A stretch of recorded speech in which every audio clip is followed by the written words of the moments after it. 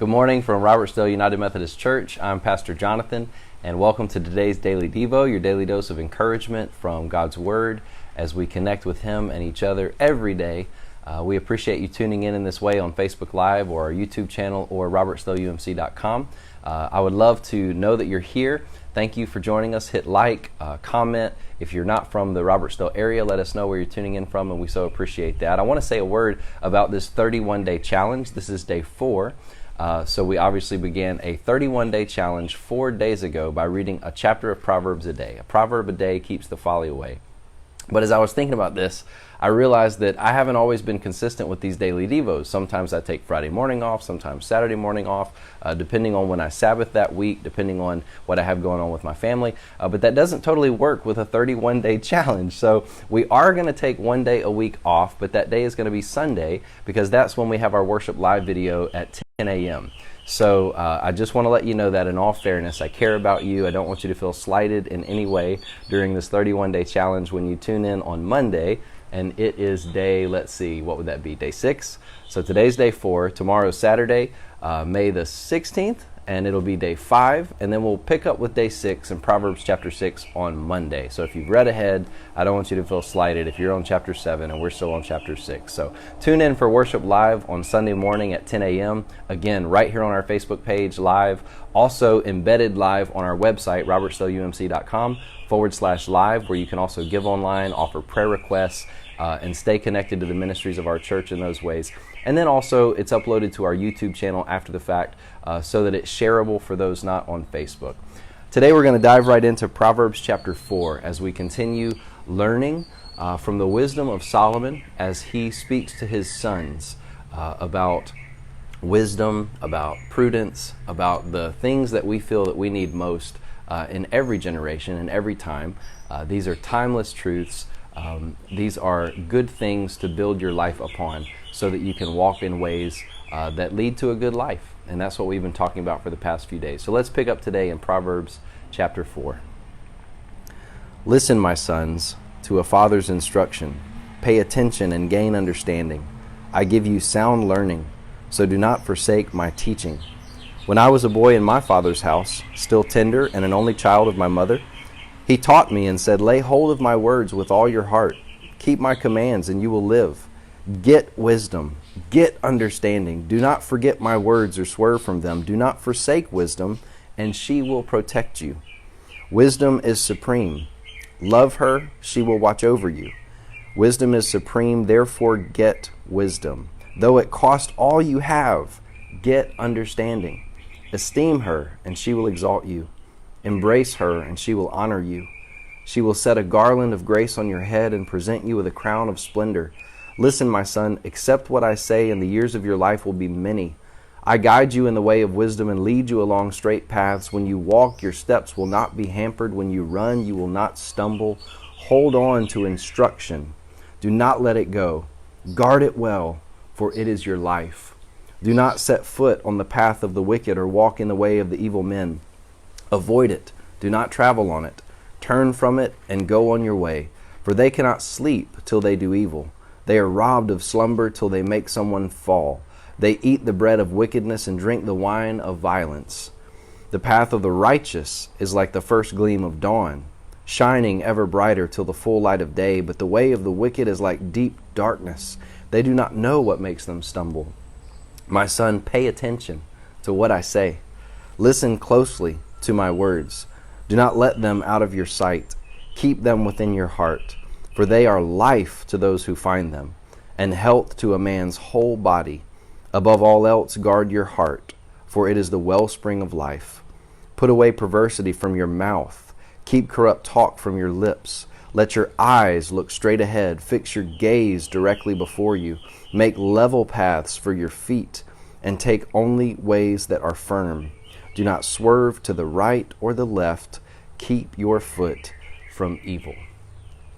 That's today's proverb. And one thing that I notice as I listen to the tone of this chapter, it certainly is in line with the other chapters that we've read. One continuous thought, almost as a father sitting down to write a letter to his sons and not picking up the pen.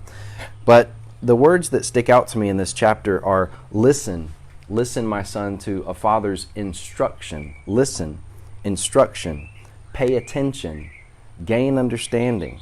I give you sound learning. Don't forsake my teaching. When I was a boy in my father's house, he taught me. Keep my commandments. Get wisdom and understanding. So the language that I'm hearing is the posture of a student, right? How many times were you in school and you heard someone say, pay attention, right?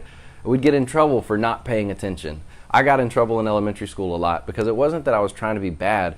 I've just always been a verbal processor, as you might have guessed. And so I would verbally process in class when I was supposed to be listening. And when the teacher was talking and I was processing what she was saying, I would turn and talk to my friend. And so I would get in a lot of trouble for talking in class. But the posture here is learning. Listen, be attentive, pay attention, heed my instruction, gain from my teaching. And if it costs you all you have, gain understanding and wisdom. And again, we see the theme carried through that began in the beginning of Proverbs, and that is that wisdom is talked about, personified in the form of a woman.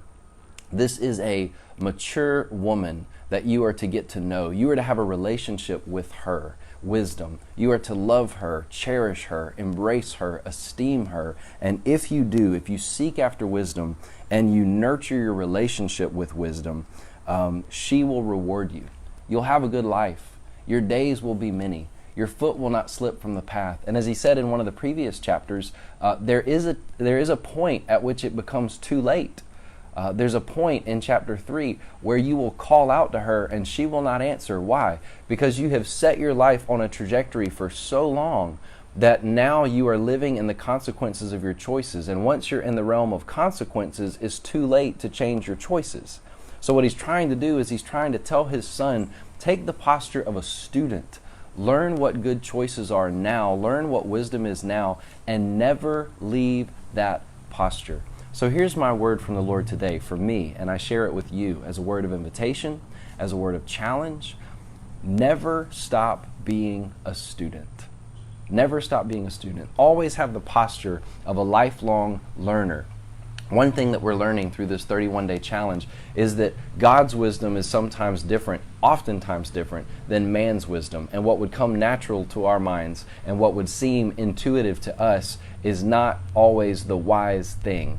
God's wisdom is sometimes counterintuitive. So we have to be students. We have to be learners. Did you know that in the New Testament, when Jesus called his followers to be disciples, that word literally means learner? A disciple is a learner.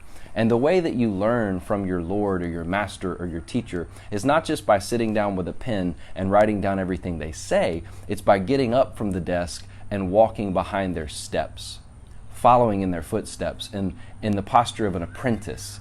And that's very much what Solomon is inviting his sons into, an apprenticeship. So the last thing I'll say about this is that there are two kinds of wisdom. There's the wisdom that we gain from personal experience, and that is certainly invaluable and irreplaceable wisdom indeed. There is no substitute from learning from one's own experience because you live it, right? You find out by doing, you experience and you learn from those experiences. But there's another kind of wisdom that I think a lot of people would do well to learn. I know I find that my life is better when I engage this kind of wisdom, and that is learning from others' experience. You don't have to make all your own mistakes. You don't. And it's foolish to think that I'm just going to tune everybody else out and I'm going to go through life myself and I'm going to figure it out all on my own. Do you know how many lives have come before us? Do you know how many people have got it wrong and how many people have got it right? That we have almost this endless supply of wisdom to draw from. That's what Solomon is inviting his sons into. Don't waste your life reliving my life. Learn from me and then pick up where I left off. Gain from my mistakes, gain from my successes. This is the posture of the student and the apprentice. Gain your own wisdom by experience and by following the Lord yourself, and then gain wisdom by learning from others' experience. If it's mistakes, learn from their mistakes. Don't do the same thing. If it's successes and fruitfulness, learn what they did to get that, and then you do the same. This is Pastor Jonathan. I hope this word has blessed you, encouraged you, challenged you, and invited you today into that life that God has for you with Him. We're going to continue walking this road together. Thank you so much for being with me, connecting with God and each other in this way. I pray that He blesses you today. This is Pastor Jonathan with Robertsdale UMC. Grace and peace. Thank you for the likes. Thank you for the loves. It's great to see you this morning. Have a great day.